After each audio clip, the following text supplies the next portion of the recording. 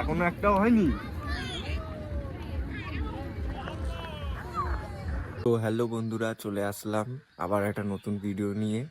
এখন বিকেল বাজে 4টে, আমরা বেরিয়ে পড়বো। আমাদের মানে বাড়ির পাশে একটা গঙ্গা আছে, আমি তোমাদেরকে দেখাচ্ছি। জায়গাটা খুবই সুন্দর। এই যে আমি রয়েছি, আর এই যে আমার বাইক দেখতে পাচ্ছ, এই যে বাইকটা আজকে পরিষ্কার করেছি। কিরকম লাগছে অবশ্যই কমেন্টে বলবে। বেলতলায় শাখো নামে পরিচিত, জায়গাটা খুবই সুন্দর। লং এ অনেকটা ডিস্টেন্স আছে, এইখান দিয়ে মানে গাড়ি চালিয়ে ভীষণ একটা অনুভূতি, ফিলিংস বুঝতেই পারছো। চলো তোমাদেরকে দেখাচ্ছি। 1 লিটার দিক থেকে আসাও যায়, কল্যাণীর দিক থেকেও আসাও যায় এই সাইড দিয়ে। হ্যাঁ, তা চলো তোমাদেরকে দেখাচ্ছি, ভিডিওর সাথে থাকো। বাদিকে ঢুকে যাবে। আমার পরিচালনা এই জায়গাটাও আমার ভীষণ লাগে, মানে হেভি লাগে এই জায়গাটা আমার। হ্যাঁ, এই জায়গাটা সুন্দর হাওয়া দেয়, একটা দারুণ একটা পরিবেশ আছে এই জায়গাটার মধ্যে। 25 তারিখে আমাদের এখানে সানের মেলা আছে, সুন্দর মানে দারুণ একটা পরিবেশ। তোমরা দেখতেই পাচ্ছ ব্যাকগ্রাউন্ডটা কিরকম।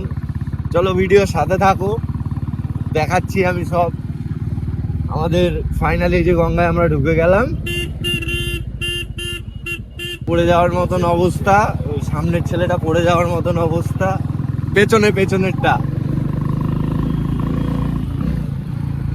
সব প্রসাদ বিতরণ হয়, এই মাঠে মেলা বসে।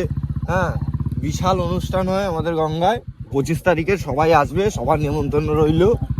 বন্ধুরা, আজকে হয়তো কোনো অনুষ্ঠান বিশেষ আছে, রোববার। এখানে আমি দেখাচ্ছি অনেক লোকজন এসছে, আমি দেখাচ্ছি প্রায় চারিদিকে লোকজন ভরা আছে।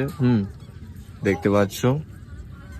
আর এই সাইডে মাছ ধরছে কাকারা, আর এইদিকে ডোগেশ ভাই বাউ কি শুনছে, ওইদিকে ট্রলার যাচ্ছে। কটা মাছ পেয়েছো? এখনো একটাও হয়নি।